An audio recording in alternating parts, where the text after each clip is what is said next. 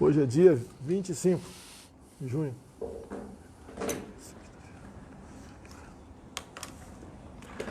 Boa noite a todos. Quinta-feira, 25 de junho, 19 horas, Brasília. À minha esquerda aqui é Elisângela, nossa intérprete de Libras. E à direita, o nosso economista aí, o Paulo Guedes. De vez em quando eu chamo de Posto Ipiranga. Algum problema, Paulo? Sem problema, sem problema, né? Sem problema nenhum. Toca as brancas devagarzinho, tá? Então, começar uma live aqui, falar muito de economia hoje, tá? E falar aí de números macro, tá? Pela primeira vez, o Nordeste não terá a sua festa junina.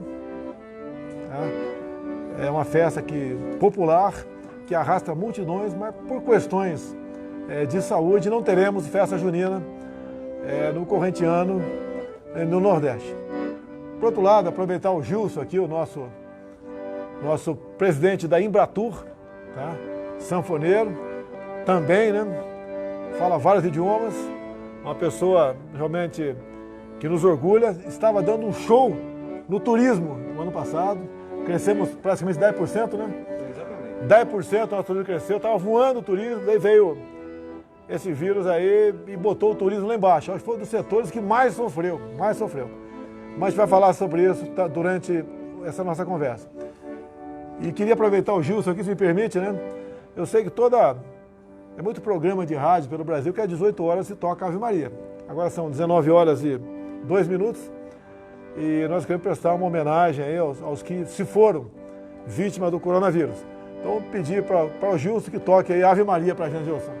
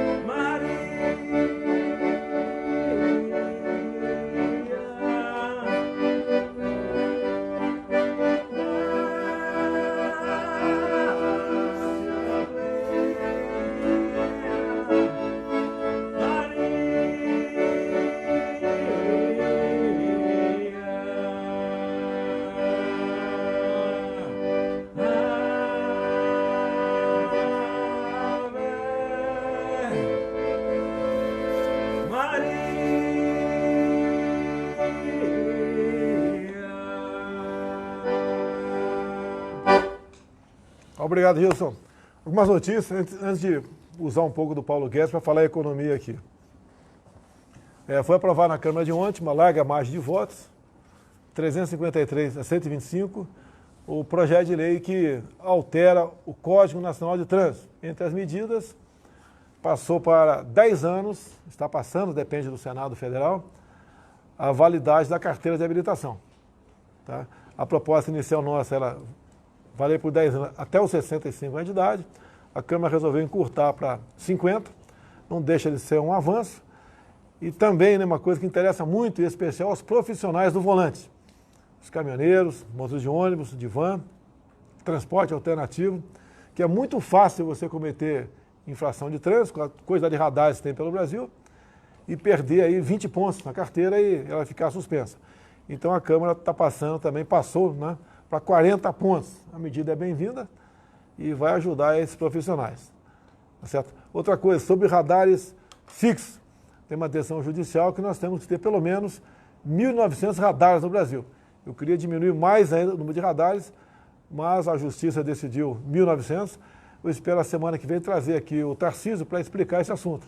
E estamos ultimando um levantamento que vai estar na internet, com as coordenadas geográficas desses radares.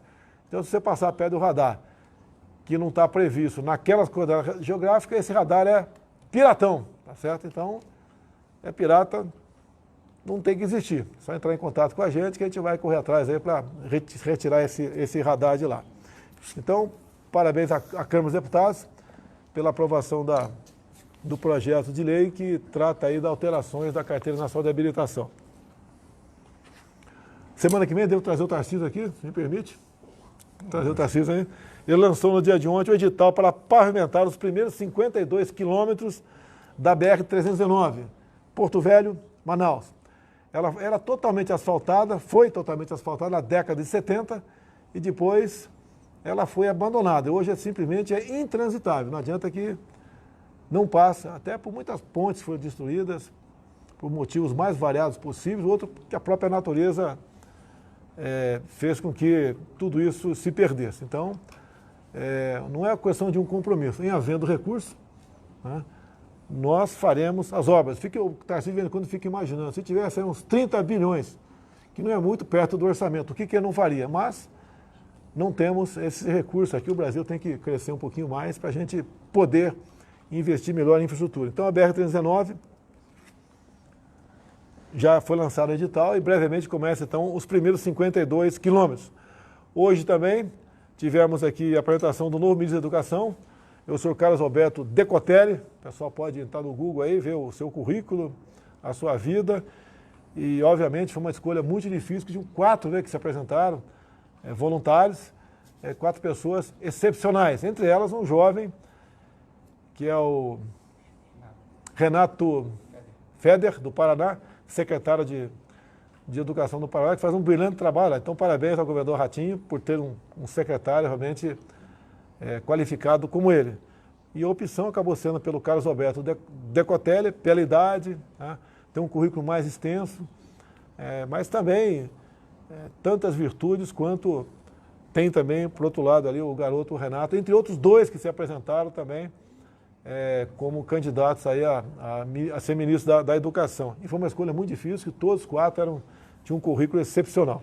Então, boa sorte ao senhor Carlos Alberto Decotelli, que é bacharel em Ciências Econômicas pelo ERJ, fez mestrado na Fundação Getúlio Vargas, é doutor na Universidade de Rosário, da Argentina, e pós-doutorado na Universidade de Wuppertal, na Alemanha. Ok? Está chegando, Paulo. Aguenta aí, Paulo. Tranquilo, presidente. Assinamos essa semana a medida provisória do futebol. Os times de futebol estão muito felizes, pelo que eu sei. Eu acho que todos, pode ser que tenha alguém que não esteja, né?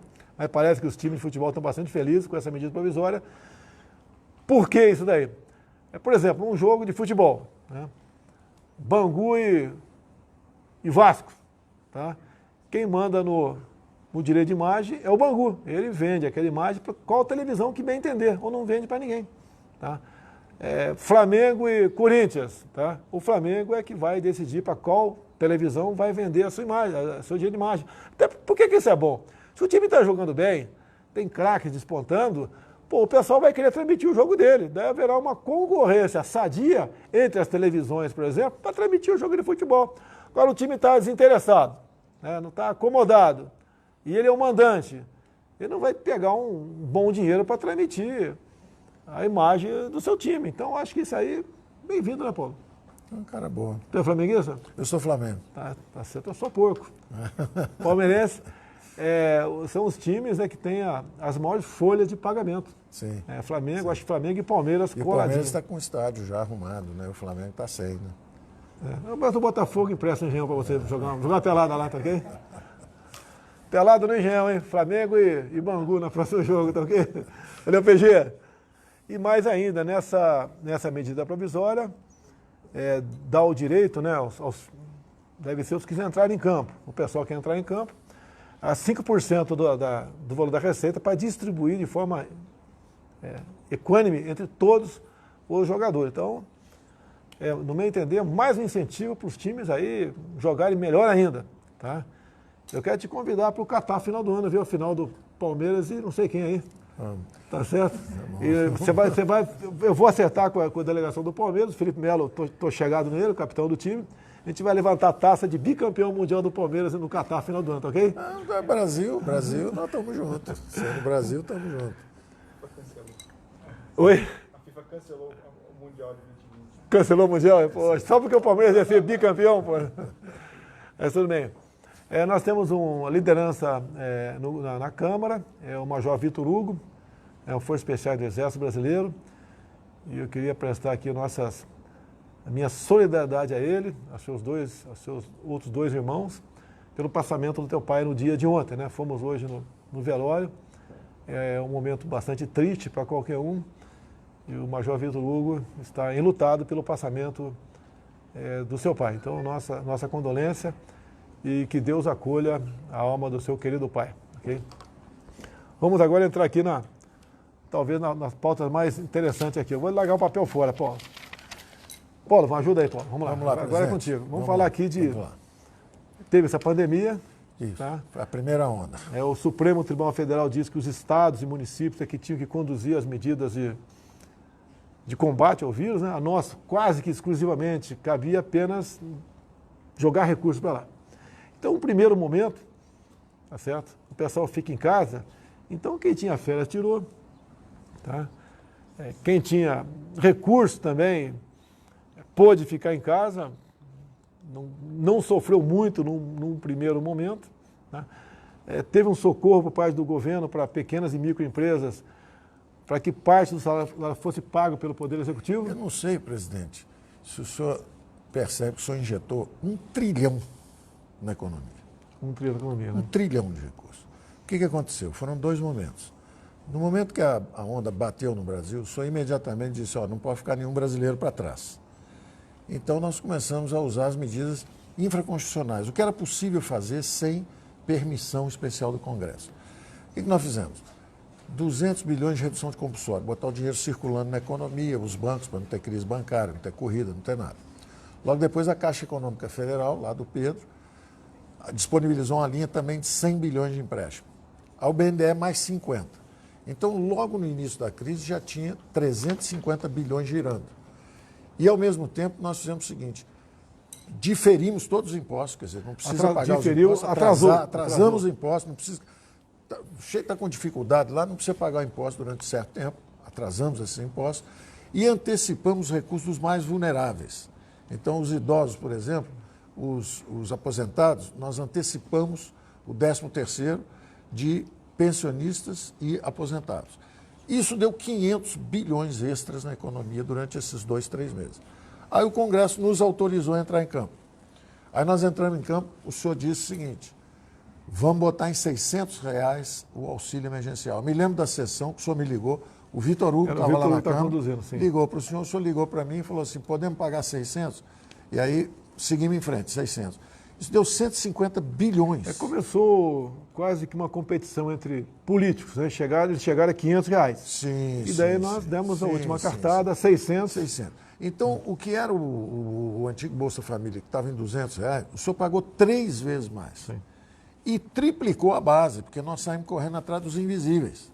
Porque tinha os brasileiros que nunca tinham pedido ajuda para ninguém.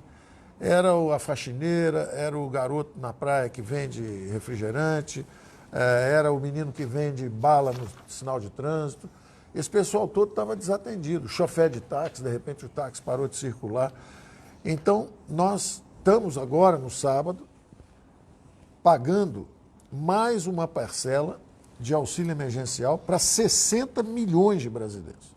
Nesse próximo sábado, até o sábado que vem, 60 milhões de brasileiros recebem mais uma parcela do auxílio emergencial que o senhor determinou como nenhum brasileiro fica para trás. Bom, 150 bilhões. Ao mesmo tempo, estados e municípios também precisavam de dinheiro, nós demos 20 bilhões direto de transferência fundo a fundo, mais 20 bilhões. Bom, em resumo, 150 bilhões de reais foram distribuídos para estados e municípios. O senhor sempre falou o seguinte, o dinheiro tem que ir na ponta, o dinheiro tem que ir onde o povo vive. Era o Mais Brasil, aquela política de jogar dinheiro para a ponta para reforçar. Fosse para a segurança pública, fosse para problema de saúde, fosse para problema de educação, o dinheiro tinha que ir para a base. Então, nós que já tínhamos esse programa de transferir recursos para baixo, imediatamente transferindo mais 150 bilhões. Aí entrou também o dinheiro para manter as empresas. Né? E um programa que foi o mais bem sucedido. Gastamos relativamente pouco, foram 50 bi, em relação a essa enormidade de dinheiro que circulou, mas teve muito sucesso. Em 5 semanas, os americanos demitiram 30 milhões de pessoas no mercado formal. Nós salvamos 10 milhões de empregos em 5 semanas. Salvamos 10 milhões de empregos com um programa chamado BEM, benefício emergencial. A empresa ia demitir? Não demite, não. Trabalha meio expediente, paga metade do salário, nós pagamos a outra metade. Isso preservou 10 milhões de empregos. Então, quando os americanos demitiram 30 milhões, nós perdemos só 1 milhão de empregos. E preservamos 10 milhões. Então, foi um programa super bem sucedido, foi muito bem apreciado lá fora, todo mundo elogiando e de certa forma, até copiando. Países avançados acabaram lançando esse programa depois do Brasil. O Brasil lançou antes. A gente esperava que aproximadamente 40 milhões de pessoas fossem se socorrer do auxílio emergencial, mas, na verdade, está em 60 milhões de pessoas. Apareceram 60 milhões. 60 milhões de pessoas. Quer dizer, porque tinha o Bolsa Família, que já tinha uns 20, Tá. e aí os invisíveis apareceram e eram 40 milhões de invisíveis. Nesses invisíveis tem aí uns 10 milhões que são realmente fragilizados, desassistidos e precisando muito do recurso. Os outros são os empreendedores, é o chofer do táxi, é a faxineira, a gente que estava na luta O e pessoal me de procura repente caiu. aqui no cercadinho, né? Eu tenho trazido o pessoal para dentro aqui do Alvorada e procura. E o pessoal, em grande parte, é agradecido a essa proposta governamental que partiu a toda essa burocracia, essa engenharia para pagar esse pessoal de vocês, da Caixa Econômica Federal e do Dataprev. Dataprev está lá o Canuto, nosso ex-ministro da Desenvolvimento Regional, está lá. Então, houve uma inclusão digital recorde. Nunca fizeram tão rápido a digitalização de 40 milhões, 50 milhões de pessoas. Então, o Brasil realmente, a Caixa Econômica Federal entregou para os brasileiros esses recursos. E isso, de certa forma, permitiu que houvesse essa assistência social, esse socorro que o governo deu, para os brasileiros não se afogarem nessa primeira onda de saúde, foi o choque da saúde. Então, tanto que o senhor agora está anunciando, não é isso, uma extensão desse período. Nós vamos... Não está definido, os números estão definidos ainda, não estão definidos, mas o senhor mas já vai decidiu prorrogar que vai esticar. por mais 2 meses, tá certo? Um auxílio emergencial que vai partir para uma adequação. Tá? Não é Então, serão, com toda certeza, R$ 1.200 em 3 parcelas. Basicamente, deve ser dessa maneira, né? Deve ser, estamos estudando, 500, 400 e 300 reais que vão fazer, então, em 2 meses. É uma ideia muito boa, presidente, porque estávamos em 600, o auxílio.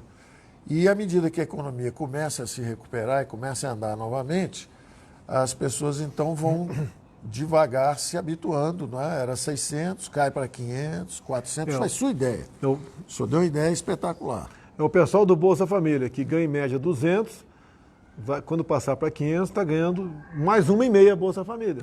Isso. Quando passar para 400, equivale a 2 Bolsa Família. Quando passar para 300, uma Bolsa Família e meia. Isso. Tá certo? Então, essa que é a ideia. E é exatamente atender aos desassistidos. Agora, a economia, a gente espera que volte a funcionar. Tem coisas que vai demorar. Tem algumas empresas que faliram, quebrou de vez, fechou as portas. Por isso que a gente apela aos seus governadores, aos seus prefeitos, obviamente com a responsabilidade que é pertinente de cada um, que comece a abrir o mercado, abrir para funcionar. Nós lamentamos as mortes, mas o objetivo de fechar era para que as pessoas, uma vez contaminadas, fossem para os hospitais e fossem atendidos. Temos notícias verdadeiras que os hospitais têm sobra de leitos. Então, não é que a gente queira que o pessoal se contamine. A contaminação é uma realidade. Ninguém discute isso aí. Todo mundo acha que os entendidos aí, os médicos, etc., que aproximadamente 70% das pessoas vão se contaminar. Logicamente, se a pessoa for abaixo de 40 anos, bem de saúde, a grande maioria não vai sentir absolutamente nada, nem vai saber que foi acometido do vírus. Tem gente sadia aqui do meu governo que estava numa boa. Eu estou com 70 anos. Até o general Heleno, que está com 75 mais ou menos. Ele só ficou sabendo que estava com o vírus porque foi fazer o teste. E ficou em casa fazendo esteira, inclusive. Agora, tem gente, de acordo com a idade, outros tipos de doença, aí vai enfrentar realmente um problema sério durante aqueles dias que o vírus estiver nele. E se não tiver um cuidado muito especial, pode ir a óbito. A gente lamenta, mas é a preocupação é exatamente com isso, os mais velhos e o que tem comorbidades, que tem doenças, tá certo? O resto tem que ter cuidado também, mas a gente sabe que uma vez o vírus foi acometido do vírus, ele vai ser transmissor, tá certo? Ou vai sofrer menos do que uma pessoa com esses tipos de doença ou de acordo com a idade. Eu não sei se já peguei, fiz 2 testes lá atrás, deu negativo. Alguns acham que eu já peguei, não senti nada, não sei. Eu posso até fazer o teste novamente para ver se tem um anticorpo já. Eu acho que eu já peguei, tá certo? Mas isso vai de cada um, do perfil, né, da vida sanitária de cada um. É de cada um. Pode ser gente com a minha idade que não está bem fisicamente. Se for acometido do vírus, vai ter problema. Tá certo? Então tem que tomar cuidado no tocante a isso. Agora, não podemos ter aquele pavor lá de trás que chegou, né, junto à população e houve, no meu entender, um excesso de preocupação apenas com uma questão e não podia se preocupar com a outra, que é a questão do emprego. Foi a segunda onda que o senhor falou, que era a onda da economia, que o que acontece? Aparentemente, nós batemos no fundo do poço. Aparentemente, maio foi o fundo do poço. Abril já mostrou uma reação. Quando você olha a conta de luz, quando você olha as notas fiscais eletrônicas, tudo isso está mostrando já uma recuperação em abril. E nos primeiros 15 dias de junho, já subimos tanto que o mês de abril inteiro. Quer dizer, então em 15 dias de junho a coisa já está bem mais forte. É um indicativo que está pegando. É um indicativo que a coisa está começando a voltar. E do nosso lado, quando o senhor se propõe a estender o auxílio emergencial, bate na marca de 1 trilhão. Então tem 1 trilhão de recursos que mantiveram os sinais vitais da economia. A economia está respirando, ela está como se fosse um urso hibernando. Ele baixou a energia, o consumo de energia lá embaixo, mas ele está com todas as funções preparadas. Por isso que o senhor dizia que tem que voltar em algum momento, que é para justamente não ficar abatido, não virar uma depressão econômica.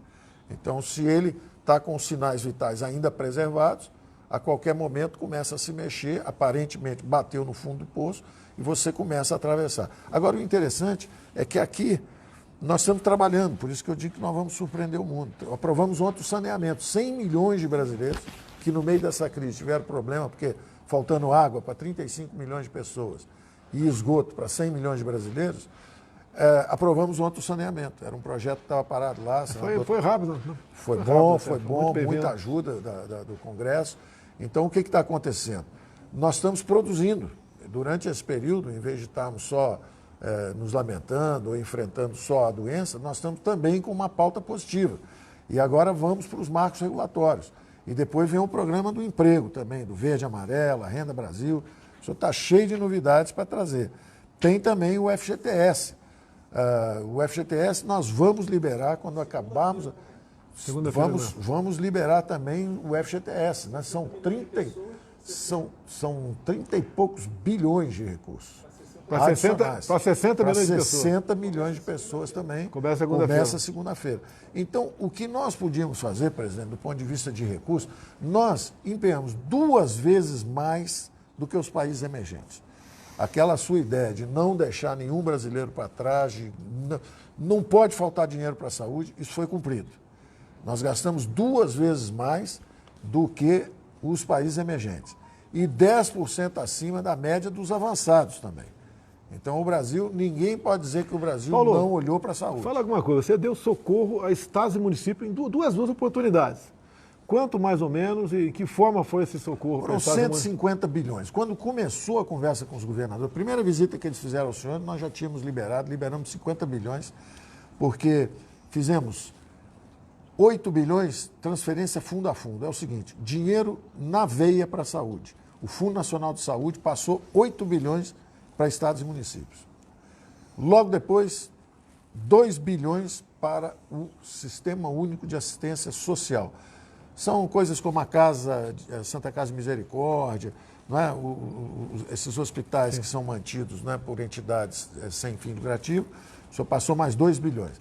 Depois passamos mais 16 bilhões que os estados e municípios diziam, olha, nossa arrecadação vai cair. Ora, a do governo federal caiu também. Sim. Mas mesmo assim nós mantivemos a mesma transferência que fizemos no ano passado.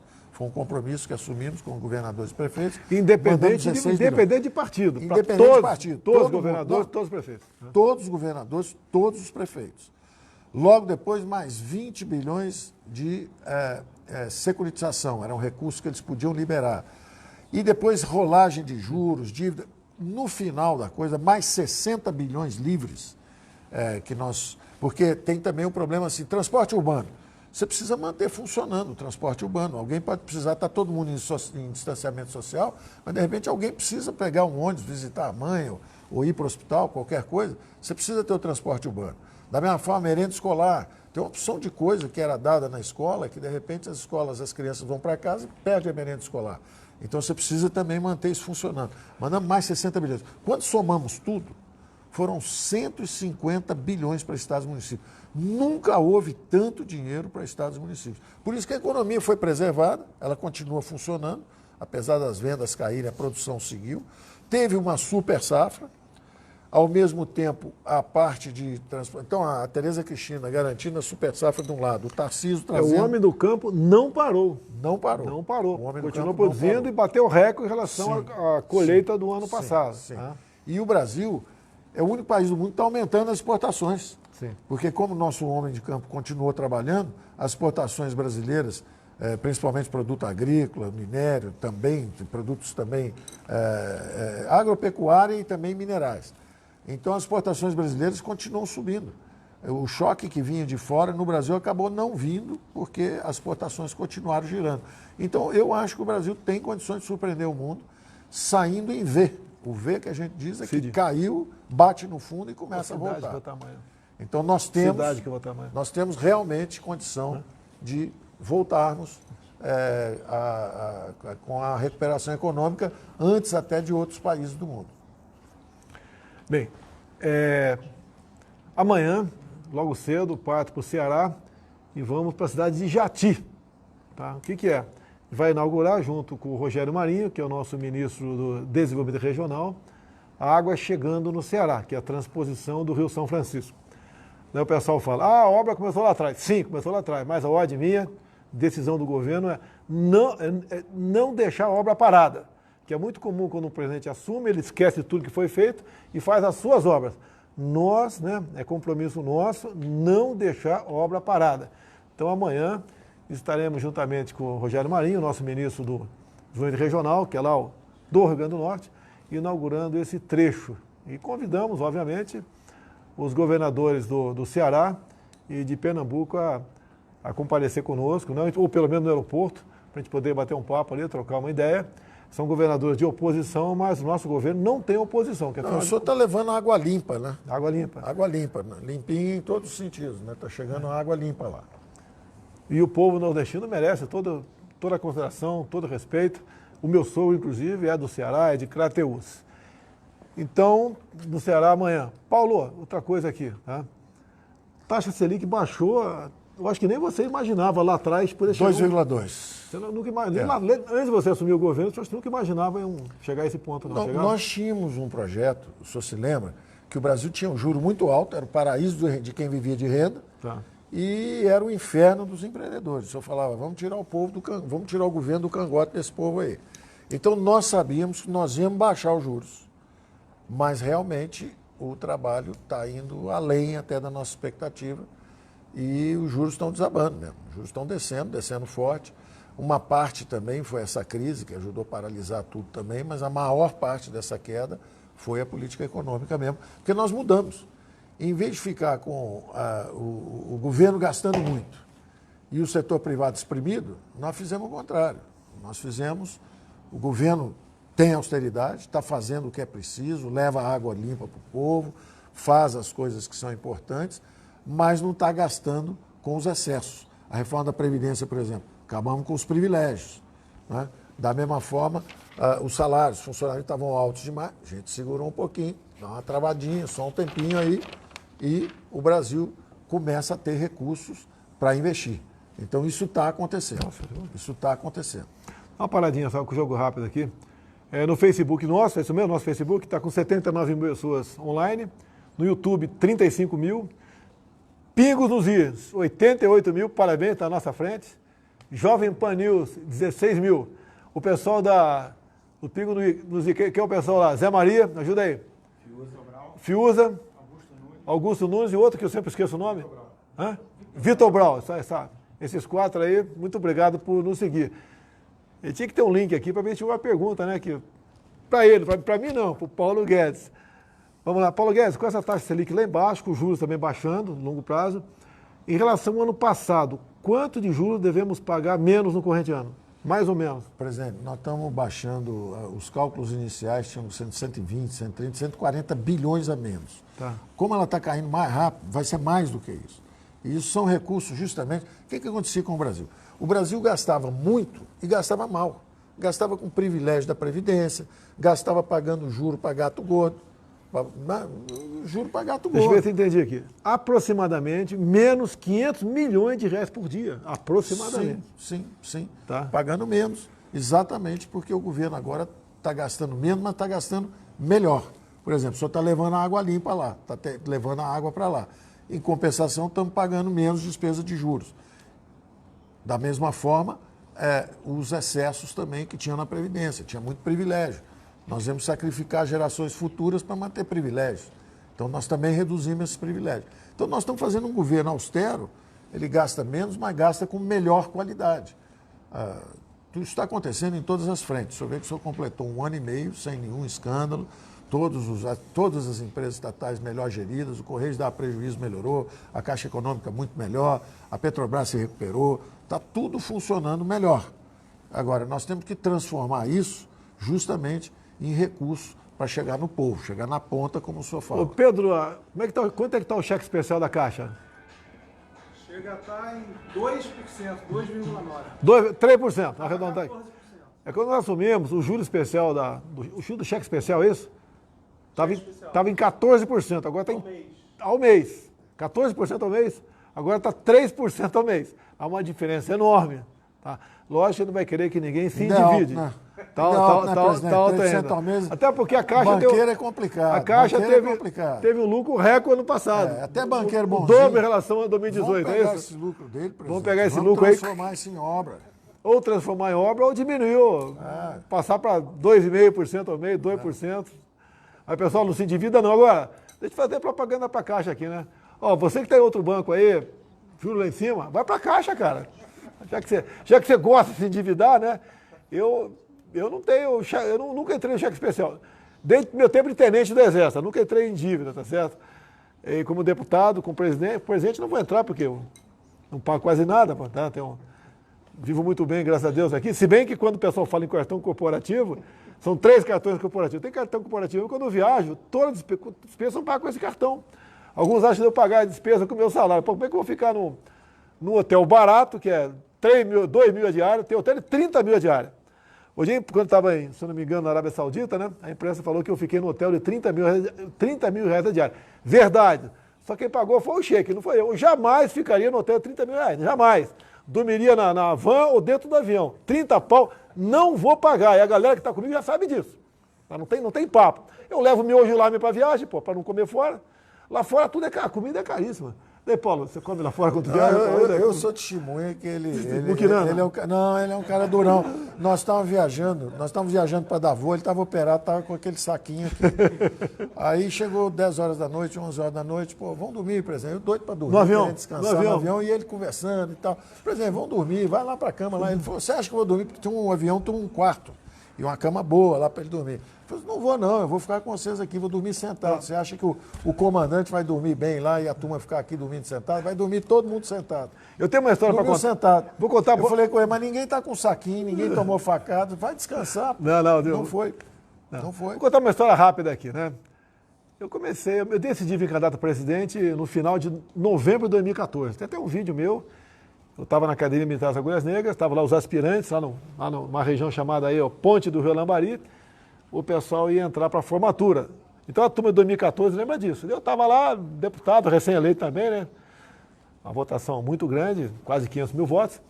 E me dirigi à garotada lá, os aspirantes, tá? E falei que ia arriscar a minha vida, mas ia disputar a presidência em 2018. Mas olha só, tem uma passagem fantástica, serve para todo mundo. Eu estava em Cuiabá, Mato Grosso. Presta atenção, Paulo.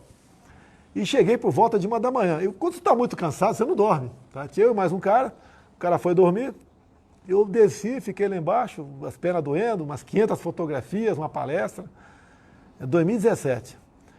E daí tinha um cara lá embaixo, né, que era o X tudo, ele era o recepcionista, era o cozinheiro, era o garçom, era tudo, né? Um cara humilde, né? Pobre, humilde, devia ganhar talvez um salário mínimo ou 2 por mês. E eu comecei a puxar papo com ele, e ele contando a vida dele, eu contando a minha. E em dado momento eu falei que era candidato a presidente da República. Ele deu risada. Porque o hotel dele era um hotel humilde. Eu não posso falar pulgueiro, o pessoal vai falar mal, né? Mas era um hotel humilde, meio pulgueiro, tá certo? Que a gente costuma falar na brincadeira. E a diária devia ser uns R$ 120. A gente pagava do bolso da gente, né? E daí ele deu risada, sacaneando o deputado, o cara geralmente comitiva de candidato a presidente é aquela maravilha, né? E daí eu falei para ele o seguinte, o que tu acha que é mais difícil? Eu chegar à presidência ou você comprar esse hotel aqui? Ele falou, muito mais difícil é chegar à presidência.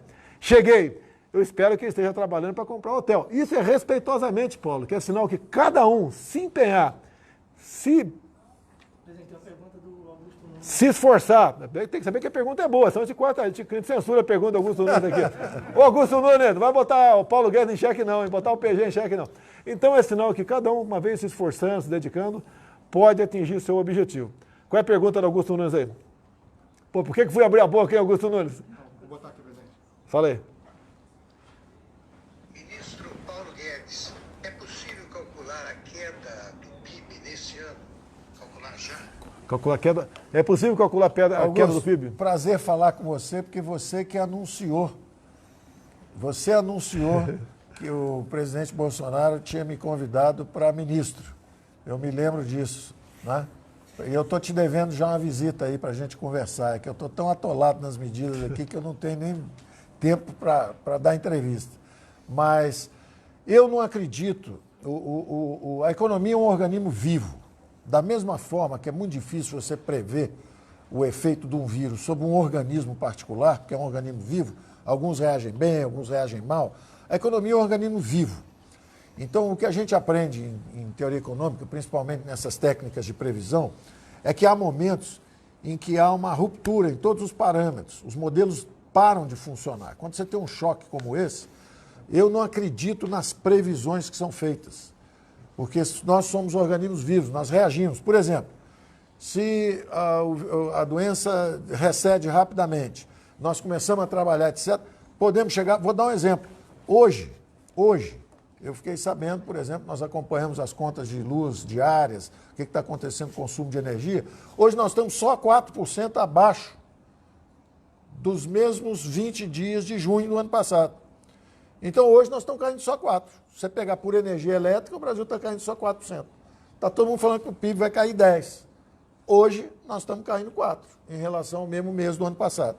Então, quando há um choque desse tipo, todos os modelos usados para previsão falham. Porque houve uma mudança, o que a gente chama de uma mudança de regime. Houve uma mudança dramática, uma crise que nunca aconteceu antes. Ninguém sabe a resposta. Ninguém sabe a resposta. Então as pessoas começaram a chutar -1, -2, -4, -10. A previsão do FMI, por exemplo, é -9. Eu acho que eles vão errar. Eu acho que vai ser menos do que isso. Então essa previsão que fazem aí, inclusive a menina que fez a previsão, gosto do FMI, é um pessoal muito legal, mas é uma moça da Coreia que está estreando na função. Veio aqui conversar comigo, não conhecia nada de Brasil. Nós conversamos meia hora, uma hora, ela saiu daqui e botou -9. Eu acho que ela vai passar aperto lá no final do ano, com essa previsão que ela fez. Mas vamos ver. Também não vou dizer que está errado nem que está certo. Só digo que não é possível fazer uma previsão dessa num momento como esse. E depende muito da gente. Por isso que o presidente fala, olha, vamos trabalhar, em algum momento nós temos que voltar, porque nós somos um organismo vivo. Por exemplo, se nós ficarmos em casa 3 anos, é depressão. É garantido, é depressão. 3 anos em casa, vai parar a produção, para consumo, para tudo. É um limite. No outro limite, se a gente sair amanhã, todo mundo correndo, de repente, pode ser que a doença também espalhasse mais rápido. Então, é um equilíbrio difícil. O presidente quando ele disse, olha, tem 2 ondas, a primeira é da saúde, bateu na gente, depois vem a da economia. Ele chamou atenção para isso. Cuidado, que se ficar todo mundo parado, aí vai ter o dinheiro que nós injetamos, tem 1 trilhão aí circulando, mas a prateleira vazia, se ficar todo mundo em casa. Ainda bem que o pessoal do campo, justamente como tem distanciamento social natural, o cara no campo, ele está no campo, aberto, distante um do outro, eles mantiveram a produção e eles estão salvando o Brasil. É quando você fala do campo, né? Em alguns estados foi proibido ir na praia. Agora o OMS diz que o sol faz bem para o alimento aí transformar a vitamina D. Tá? Então, quanta coisa errada foi feita durante a pandemia. Agora, Augusto, curiosidade, né? Quando o pessoal de fora, não sei se é má vontade ou é desinformação, tudo para nós é potencializado de forma negativa. Eu recebi há 2 semanas as credenciais de 3 novos embaixadores no Brasil. Né? Uma embaixadora da França, e ela é dessa questão ambiental, nós vimos o currículo dela. Eu estava juntamente com o ministro Ernesto Araújo, ali das Relações Exteriores, e nos prontificamos para ela a viajar para a região amazônica. Quando falar que está pegando fogo a Amazônia, um avião da Força Aérea, um avião da Presidência da República, vamos sobrevoar a Amazonas, onde ela quiser ir, para mostrar, logicamente levando gente da imprensa, né, para mostrar a realidade do que acontece no Brasil. Que lá ninguém preserva tanto o meio ambiente como o nosso. Mais de 60% do território é preservado, de uma forma ou de outra. Lá fora você não encontra um palmo de mata ciliar, tá, junto aos rios. Agora, nós pagamos um preço muito alto no tocante a isso daí. O ano passado tivemos uma média de focos de incêndio inferior à dos últimos anos. E assim mesmo foi potencializado, como se eu estivesse botando fogo no estado, na região amazônica como um todo. Tem mais uma pergunta do Augusto Nunes aí? Zé Maria. Fala, Zé Maria. Presidente, é bom que o ministro Paulo Guedes esteja aí. O Supremo proibiu a possibilidade de redução de jornada de trabalho e consequente redução salarial. E também definiu que os poderes vão manter o orçamento independente da arrecadação. Servidor público. Como é que isso vai se refletir nos cofres públicos? Para o servidor público. Olha, eu tenho conversado com o nosso presidente o seguinte, a opinião pública em geral acha que na hora de sacrifício, esse sacrifício tem que ser compartilhado.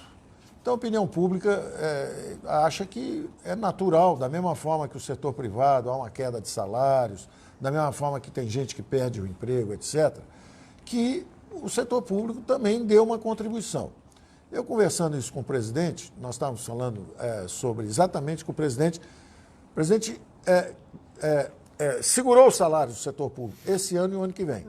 Quer dizer, o presidente não quis atingir nenhum direito adquirido, reduzir salário de ninguém, mas aceitou que houvesse um compartilhamento, porque tinha gente pedindo aumento de salário, tinha governadores pedindo recurso e querendo usar esse recurso, talvez, sob forma ano eleitoral, dando aumento, etc.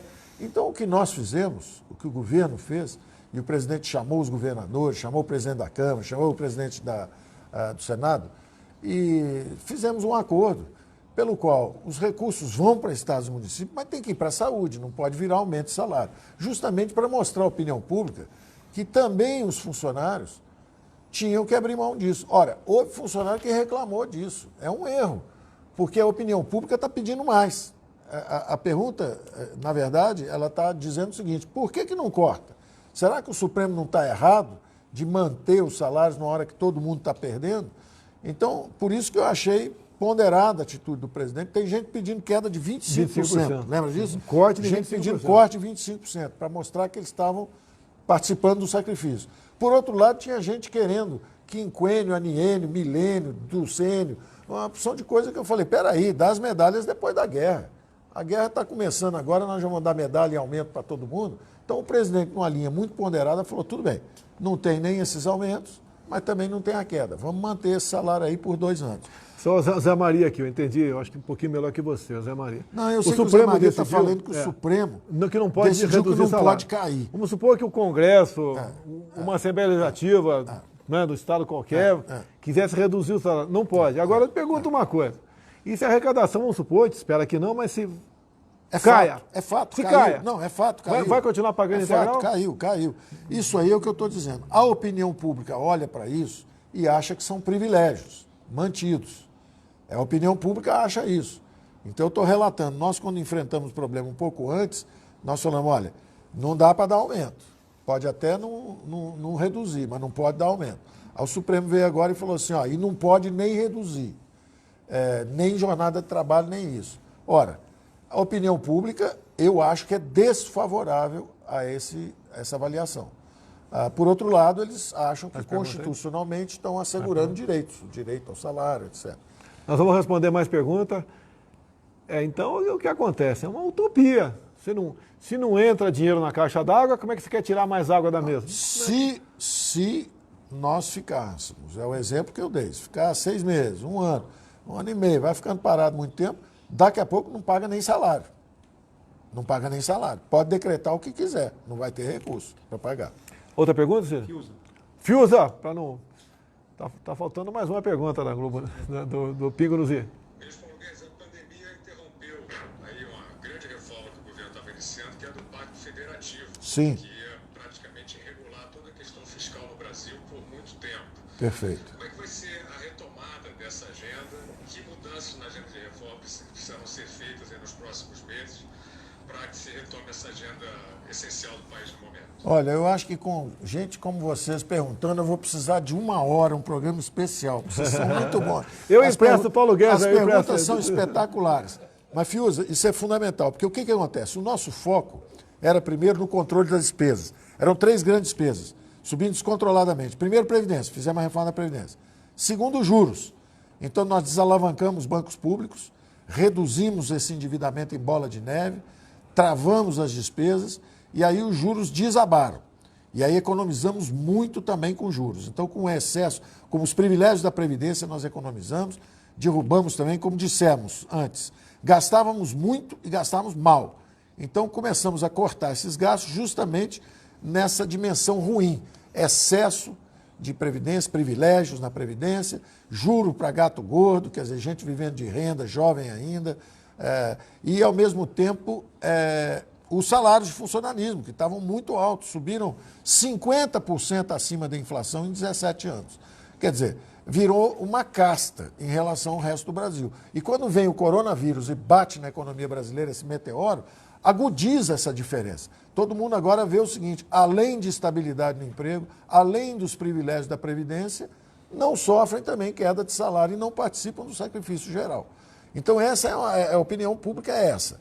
Nós fizemos o quê, Fiuza? Nós tínhamos essa agenda de reformas, nós tivemos que desviar das reformas estruturantes, nós tivemos que desviar para as medidas emergenciais. Agora, estamos acabando de anunciar as medidas emergenciais. O presidente agora vai expandir um pouco aí. Tivemos 3 meses a 600, agora vamos mais 3 meses descendo, né? 500, 400, 300. E aí voltamos ao nosso programa de reforma. Já fizemos o saneamento. Vamos fazer agora a partilha, da partilha para concessão no petróleo. Vamos fazer o gás natural. Vamos fazer o setor elétrico. Quer dizer, vamos destravar os investimentos do país. Porque mudou um pouco a ordem de prioridade. O Pacto Federativo, como você disse, que era uma prioridade para dar dinheiro para estados e municípios, esse ano não precisa mais, já demos muito mais do que eles jamais receberam. Para ter uma ideia, nós fizemos de transferência aí, em poucos meses, nós demos 50% do que o Bolsa Família pagou desde 2004. Nós, em poucos meses, demos 50% do que eles deram ao longo de anos, porque foi essa calamidade que nos atingiu. Então, nós estamos... Por mês do auxílio emergencial, São 51 equivale a bilhões. mais do que o Bolsa Família de um ano todo, com o 13º. O Bolsa Família do ano inteiro é 50 bilhões, com o 13º. Nós estamos gastando 50 bilhões por mês com essa emergência. Então, a prioridade, como você perguntou, qual é a prioridade agora? Mudou ligeiramente. Prioridade agora é emprego e renda, recuperação da economia.